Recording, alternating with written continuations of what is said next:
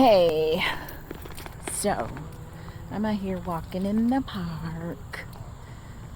Hubby and the lad are right there walking. And so the other day I watched The Sound of Music, and it was all types of different than what I remembered it to be as a kid.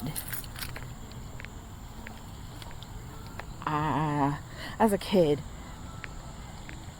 I enjoyed all the fun songs, like Raindrops on Roses and Whiskers on Kittens, and Doe, a deer, a female deer. You know, the hills are alive with the sound of music. Ba ba ba ba. So all of that, all those songs. Oh, cuckoo, cuckoo. Anyway, all those songs are fun.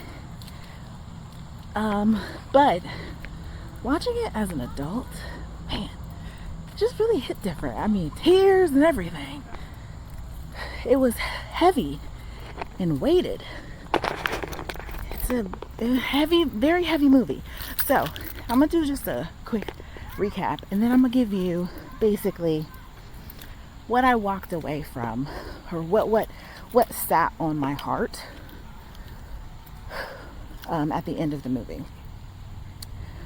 So Maria, she is basically studying to be a nun. So she's at the convent and with the other nuns, and she just doesn't fit.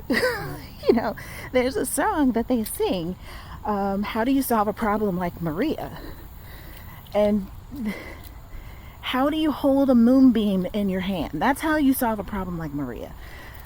So there are all these different things about her, and they just don't fit in that environment. So what does the top nun do? She basically gets word that there's this family, a retired captain. He's a widower, and he's got 7 kids, and they need a governess. So come on, Flash. So say hi. Hey. Get me. Come on. So basically, she gets sent to this home, and you know, she fights it a little bit initially, but she says, you know what, if this is God's will for my life, then I will go. So she goes to be this governess, and she proceeds, even though there's some fear and some doubt. And as she leaves, that's when she has a song where she actually, I've got confidence, and confidence alone. You know, she is saying, if this is what God has for my life, I'm going to walk this path, and I'm going to go. So she goes, and it's a little tough initially, but she falls in love with this family. She falls in love with the children, and the children fall in love with her, and the husband goes away, or the captain goes away, and so, and also the when she meets the captain, I'll go back a little bit. The household is not warm and fuzzy because, you know, he's a widower and he's a captain, so he treats them. You know, he's running his household like he's on a ship. Basically, the kids can't sing, they can't play. That's just what life is like for them. So she brings life back into the home, life back into the kids. The environment is better, and ultimately they fall in love with each other, and they are a happy family. The captain and Maria get married, you know, and then then it gets political. So they're in Austria, right? And during this time, the Nazis are having influence, and he basically is like, I'm not going to kowtow to these Nazis that are coming.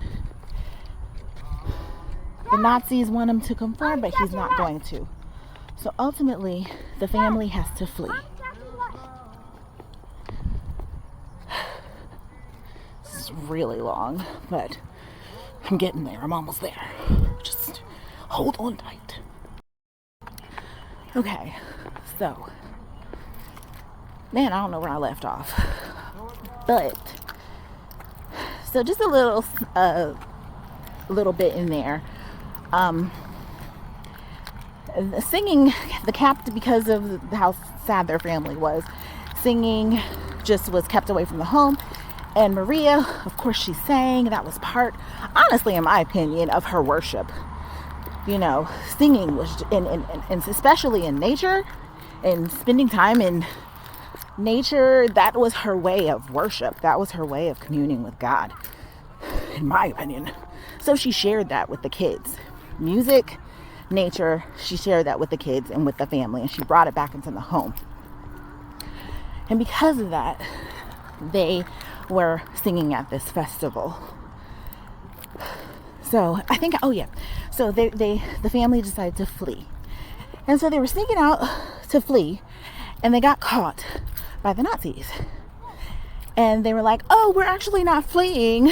We're going to sing at this concert. So they ended up going to sing at this concert. And they sang at the concert. And then while people were distracted by what was going on in the concert, they fled. There's the little one again. They fled. And they went and they hid at the convent. They were being chased around there. And the nuns actually assisted with them being able to get away. So they got away and walked across the border. And then it was the end. Happy family. They got away. So, what did I get out of this? Thing number one was that sometimes in life, because this is what happened to Maria, she was built a certain way. She had hold on 1 second. Okay, so she had certain skills. She had a certain skill set, and that certain skill set, like, sometimes in life you are not in the place where your certain skill set is valued. That does not mean that there is an issue with what you have. You just haven't found the space where your skill set can thrive at the fullest. Because once she got into that home, once she got where that family was with all those kids, everything that was built in her person, all of her experiences, she was built for that space. So, do not doubt your skill set. Your skill set might be misplaced. So wait for God to order your steps and get you to the place where your skill set can be fully utilized. Don't doubt it, though. People may say, how do you solve a problem? It's not a problem. It's not a problem. It's not a problem. You're just not where you're supposed to be at. And when you get where you're supposed to be, I'm telling you, man, it's just gonna work. It's just gonna work. Okay, thing number 2. She walked in fear. She proceeded in fear. She had to talk herself She had to talk herself up. She gave herself a pep talk, like literally. If you go watch the movie, she was skipping down the road talking about, I've got confidence, y'all. Like, even when she got up to the house, she got to them gates and was like, oh help. She literally said, oh help. Then she grabbed her stuff, went through that gate and said, I have confidence and confidence. Like, she said, oh, doubt you trying to creep in? Oh, I'm gonna up the ante. No, we doing this thing. And she rang that doorbell with all confidence. So, fear, when you're told to walk, when you're told to move, something's gonna happen. And that fear's gonna try to creep in, that doubt's gonna try to creep in and tell you not to do it. You better come with it. You better say no. However you say no, you better say no. I'm doing this, come hell or high water. I'm doing this. Doubt you're not gonna stop me. Fear, you're not gonna stop me. Let's do this. That's what you need to say. That's what you need to say to yourself. So, that's number two. Okay, and here is the thing. Sometimes, if you think about it, her decision to walk through that fear and walk in God's purpose for her life, it was life and death. I sat there and I thought about, what if she didn't walk through those gates? What would have happened to that household? What would have happened to Maria? She found love. She found a family. She found something that filled her life. And also, I don't know what would have happened to that family had she not been in that space at that time. And what if they hadn't transformed into the people that they became, into the family that they became? Would they have survived when the Nazis came knocking at the door? Sometimes you making those steps can make a huge impact on your life. It can save your life. It can save someone else's life. So, and who knew how she thought she wanted to live a life of being a nun, and instead she got to be a wife and a mom to a large family. You want to go down? God has blessings for you. He does.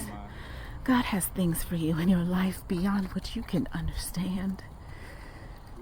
But you just gotta walk. You gotta trust Him. You gotta say, you know what, God, this is the way you told me to go, and I'm gonna go. I'm gonna go. I'm gonna walk. I'm gonna follow your will for my life. So, honestly, and you know, and again, life or death. I mean, they are hiding behind these little statues at the convent while Nazis are searching for them. That's scary. As a mom, I get that fear. I get that fear. In our current environment, I get that fear. I understand that fear. That is a level of fear that I didn't understand as a child. But God's got it. God knows the future. He knows the past. He knows everything that you're going to do. Everything that people around you are going to do. He knows it all. So the best thing that we can do is listen. He wants the best for us. He wants us to thrive. He wants us to be healthy. He wants us to be loved. He wants us to feel loved. He wants us to be safe. So you have a Father that cares for you. You have a God that cares for you. Trust that. Trust Him. That's it. So that's what I got, you know. And I don't know, maybe go watch the movie. See what you got. So anyway, I'm gonna go back to my walk. I'm starting to get a little sweaty. But yeah, so be blessed. Have a wonderful day.